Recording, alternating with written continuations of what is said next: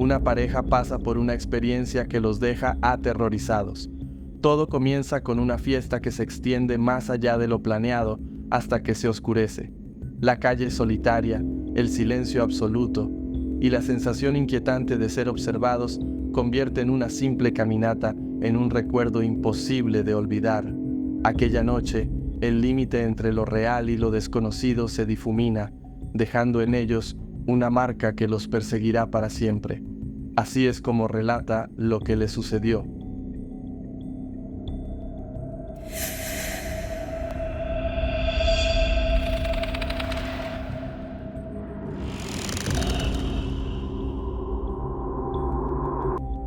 Todo comenzó en una ocasión que mi esposo y yo íbamos hacia una fiesta con unos amigos. Estábamos emocionados ya que hacía tiempo que no salíamos a divertirnos. La noche transcurrió de maravilla, riendo, bailando y compartiendo buenos momentos con nuestros amigos. Sin darnos cuenta, las horas se fueron escapando entre conversaciones y risas. Era una de esas noches en las que el tiempo parece pasar volando. Cuando miramos el reloj, nos dimos cuenta de que ya era muy tarde. Las horas se habían recorrido mucho más de lo que habíamos planeado, así que decidimos que era hora de irnos del lugar. Nos dirigimos hacia el centro del pueblo para tomar un taxi, pero al llegar nos dimos cuenta de que era tan tarde que ya casi amanecía, aproximadamente las 4 de la madrugada. La calle estaba completamente desierta, sin rastro de personas caminando ni señales de transporte. En ese entonces no teníamos carro, así que dependíamos completamente de encontrar un taxi. Al ver que no había ninguno disponible, tomamos la decisión de caminar hacia el siguiente pueblo, que, aunque relativamente cercano, requeriría un esfuerzo adicional a esa hora de la madrugada. Pensamos que, tal vez, ahí tendríamos más suerte para encontrar un taxi que nos llevara de vuelta a casa. Con una mezcla de cansancio y determinación, emprendimos nuestra caminata, sin imaginar que esa noche estaría a punto de convertirse en una de las experiencias más aterradoras de nuestras vidas. La calle por la que caminábamos era bastante ancha. Recuerdo que estaba hecha de terracería y que había muy poco alumbrado público, lo que solo hacía que el camino se sintiera más solitario. A los lados había muchos árboles que parecían observarnos en silencio. Cada paso que dábamos resonaba en el vacío de la noche, y con cada metro que avanzábamos sentía que la calle se hacía más y más larga. Era como si el final del camino se alejara con cada paso que dábamos. Tal vez era por lo cansada que me encontraba, o tal vez algo más siniestro estaba en juego. No. El silencio era absoluto. No se escuchaba ni un solo ruido, como si el mundo entero hubiese decidido detenerse en ese preciso instante. A lo lejos, vislumbramos a un señor que se acercaba caminando en dirección contraria a la nuestra.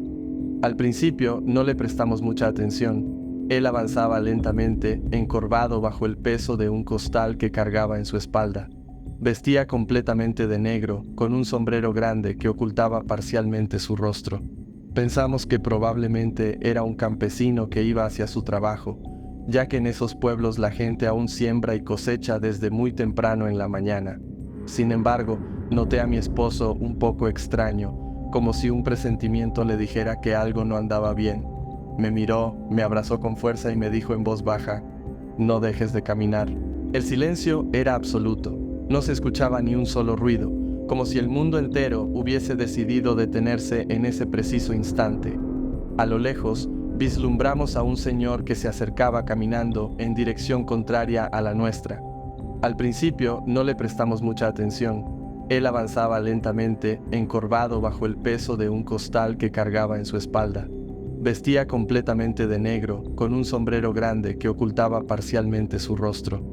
Pensamos que probablemente era un campesino que iba hacia su trabajo, ya que en esos pueblos la gente aún siembra y cosecha desde muy temprano en la mañana.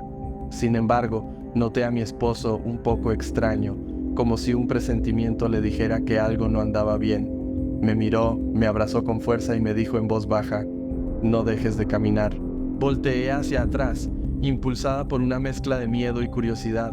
¿Y por qué volteé? Para mi horrible sorpresa, el señor que había pasado a nuestro lado había desaparecido. No había nadie más en la calle, y todo había ocurrido en cuestión de segundos, demasiado rápido para que él hubiese recorrido toda esa distancia. El impacto y el susto me hicieron tomar la mano de mi esposo con fuerza y le dije con voz temblorosa: «El señor desapareció». Mi esposo también volteó para corroborarlo, y ambos quedamos aterrados, sin saber qué pensar. Pero lo más escalofriante ocurrió cuando, al intentar retomar nuestra marcha y girar hacia el frente, el señor estaba allí, parado justo delante de nosotros, inmóvil y con la mirada fija en mí. Nos quedamos petrificados, incapaces de movernos o de decir algo. El hombre, con voz profunda y lenta, nos advirtió: «Tengan cuidado, aquí no es para caminar de noche». Sentí como si la sangre se me helara en las venas, un frío que iba desde mi pecho hasta los pies. No pudimos articular palabra alguna, y el señor, sin esperar respuesta, se dio la vuelta y continuó su camino como si nada. Mi esposo, recuperando un poco la compostura, tomó mi mano y comenzamos a caminar muy rápido, casi corriendo. «No te preocupes, no nos pasará nada», me decía, aunque su voz reflejaba un miedo que nunca antes había escuchado en él. El camino parecía interminable, y aunque tratábamos de avanzar lo más rápido posible, sentía que apenas nos movíamos. Los minutos se volvieron eternos, y cada vez me sentía más pesada, como si algo o alguien me estuviera robando las fuerzas.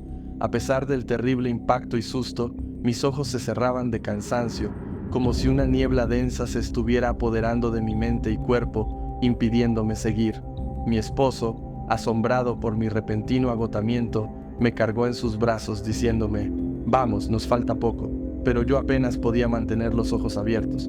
De pronto, sin previo aviso, mi esposo comenzó a correr conmigo en brazos como si algo lo estuviera persiguiendo.